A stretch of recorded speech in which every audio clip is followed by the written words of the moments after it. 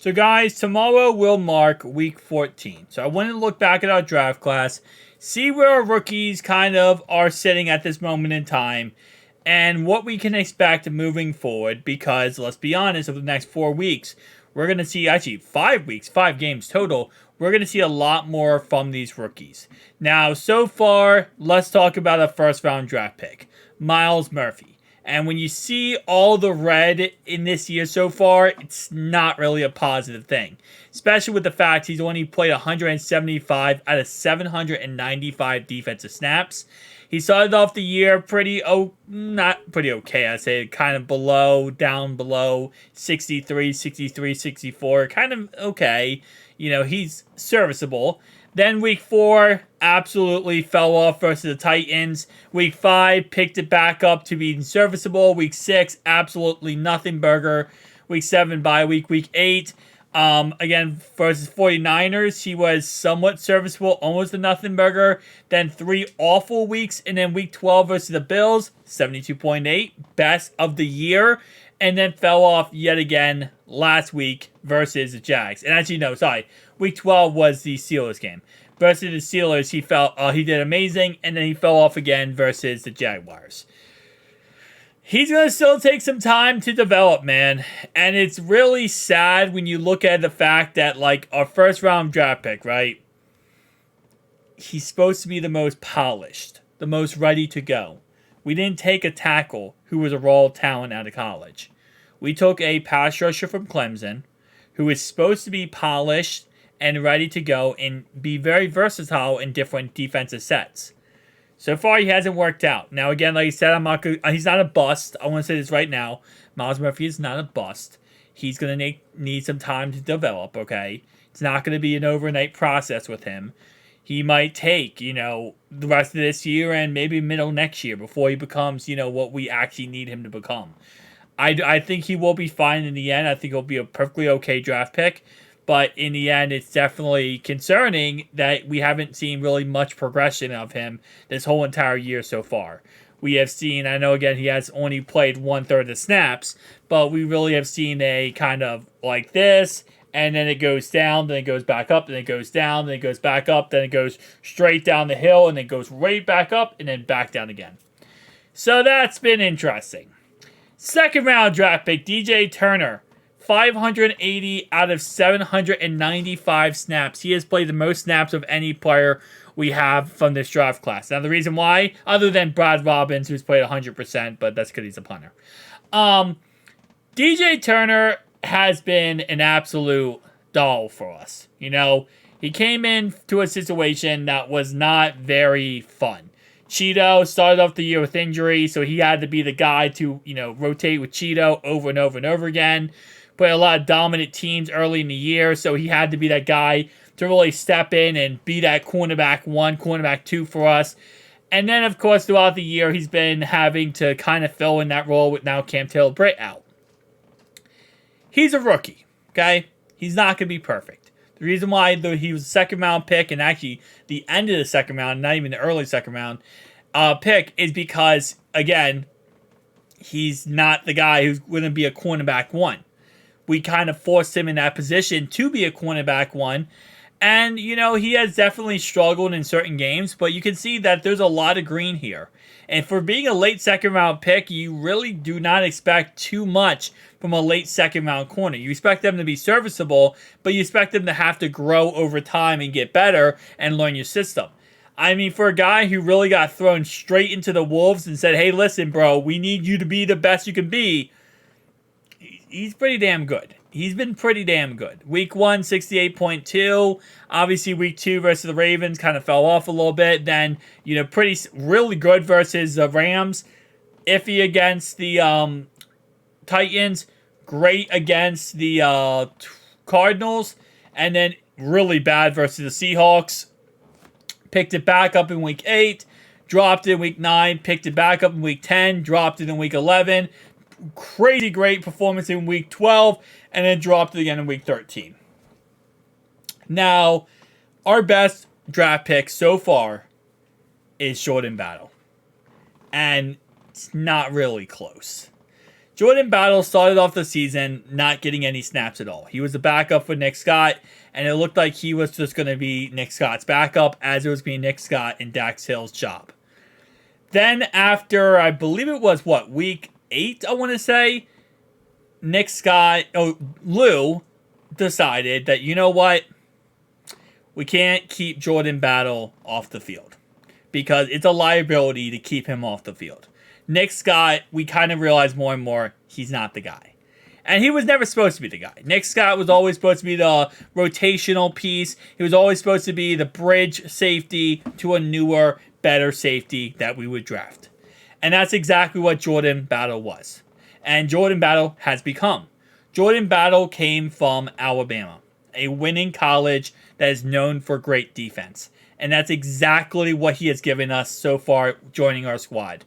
Well, since he became a full-time starter, I want to say like week 8. I could actually pull it up real fast. So he became a full-time starter. Let's see.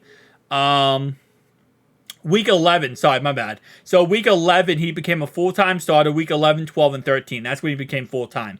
Before that, he was kind of iffy, like 30% snap counts. So as of week 11... so pretty much this stretch right here, that's when he became a full-time starter. Every other thing before that, he was a backup. He was a rotational piece. Might not have been the best case scenarios, left and right. But since he become a full-time starter, this guy has hit a 73.9, a 76.8, and a 70.9 defensive grades. He has blossomed. Lou made an amazing decision putting this guy as a full-time starting safety for our squad. After losing Jesse Bates and Von Bell, it's going to be hard to replace those two guys, let's be honest. Especially Jesse Bates playing amazing in Atlanta. But even with that being said, man, Jordan Battle, so far, he has been our best draft pick. He has been our best draft pick, and he is really blossoming for us. And this is a very pleasing sight to see, right? Now, of course, Chuck Sizzle, I don't have his punt return game on here, but he did spend 6 weeks of the season on IR because of a broken thumb, so we weren't able to actually utilize him. He did, of course, first 2 weeks he was only a punt returner, strictly a punt returner, and then, of course, he did go ahead and come back in week 11, and then since then, he hasn't been utilized on offense. The guy has 9 snaps on the year out of 756. So, I mean, like, he's a punt returner. He's not a wide receiver at all for us.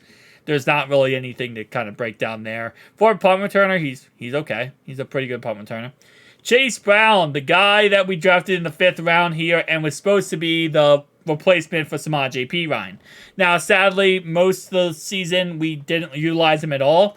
I mean, he has 19 snaps on the season, and the first time we had to utilize him was last week. Now, we were going to start utilizing him after our bye week, which was obviously week 7, and we were going to start utilizing him week 8, and then he had the hamstring injury, and he sat out until week 12. Obviously, he came back last week, and we started utilizing him more. Let me just double check this real fast to make sure. Chase Brown, yeah, he came back week 12. Okay, I might have this incorrect then. I think he came back week 12. So he was actually not injured here. He just did not get any snaps or anything. So let me go ahead and fill that in. There we go. So he actually did come back week 12. He just didn't, he was active. He just wasn't utilized. That was the Steelers game where he ran the ball 8 times. So yes, technically, in a way, he was like he's injured. But yeah, so last week he had his best week versus the Jags, 63.8 grade-wise. And, I mean, the guy hasn't really played much. So, like, there isn't really any breakdown there other than the fact he hasn't played much. Brad Robbins, he's played every single special team snap. He is our punter full-time. And, oh, yeah. Listen, okay? Punters are not always going to come out of college and become the best punters of all time. It does take time to develop, structure punters. They get better over time. They learn more things. It's really about experience with punters. The more experience they have, the better they get. Some punters will be good out of college. Some will be absolutely average to mid, and then they'll get better over time. what I could say from this season so far is we haven't really seen a progression at all from Brad Robbins. We kind of seen him go like this and this and this and this and this. And again, he's had some okay, good punts, and then he's had a lot of bad punts. So overall wise, I'm really interested to see a second year progression from him, a sophomore, rise and absolute takeoff for him. Because at this moment in time, I mean, he's not really, hasn't really done anything special. He really hasn't. Now, there are games where we really don't utilize him that much because, again, we offensively are moving the ball. But it is what it is, man. When we need him to pin someone deep, he doesn't really always perform. Yoshi, 113 snaps out of 756 snaps. So far this season, he has been, again, another guy, ups and downs. Missed one game from injury, but he has been kind of, started off the season a little slow, didn't have many snaps starting off. He didn't really get any snaps on offense until week 5, pretty much. Yeah, week 5. I mean, he had 18 snaps. He had 21 snaps in the first 4 weeks. And then after that, he had 26 on week 5. Then he fell off, meaning he didn't get any more snaps until week 10, where he had like 18. And then he had an injury, and then obviously 21 since then. So overall wise, I mean, yeah, he has 2 touchdowns on the season. It's weird because there was like a period of time, I feel like, where they over-targeted him and just wanted him to score so badly and wanted to like get him involved because the fans love him. But since then, he's kind of not really anything special, man. I'll be honest with you. I love Yoshi so much. He's amazing. Andrei Yoshevich, amazing player. Love the guy. But at the end of the day, he hasn't really done anything this year. We haven't really utilized him as well this year. I will say it's not his fault, but it's just we have a lot of great receivers on this team, and he's just one of many on the Arsenal. All right, Poison Ivy. Yeah, DJ Ivy. It's sad, too, because, like, the Steelers week, he actually had his most snaps of the season, which was 12, which means he had 5 snaps outside of that Steelers week 12. And, in week 13, week 11, without Cam Taylor-Britt, in both those weeks, the guy, he was active, he played, he just didn't get any snaps, and they didn't want him on the field. And I don't know if it's because he's a liability, that they don't trust him on the field, they don't think he's good enough, they think that they put him out there, they're going to give up something. But after a really promising preseason, which he looked pretty good in, kind of sucks to see him not really getting snaps on the field in, the regular season. But again, like I said, at the end of the day, especially cornerback position, with the injuries we have, if Lou thinks this guy can be good for us, he would play him. And I think that's just the facts of the matter is. Okay? I love Poison Ivy. I think all of us fans love Poison Ivy. If he was good and good enough to play, not be a liability, Lou would play him. Lou is not stupid. Lou wants the best players out there possible. If he thinks Poison Ivy would be the best player, he would put him out there. Just a little side note there. But anyway, Jalen Davis also didn't get any snap count the last couple weeks anyway either. So it is what it is. But guys, tell me down below your thoughts and opinions. Again, like I said, Jordan Battle takes the W this video as our best rookie so far from this draft class. See you guys next one. Peace out.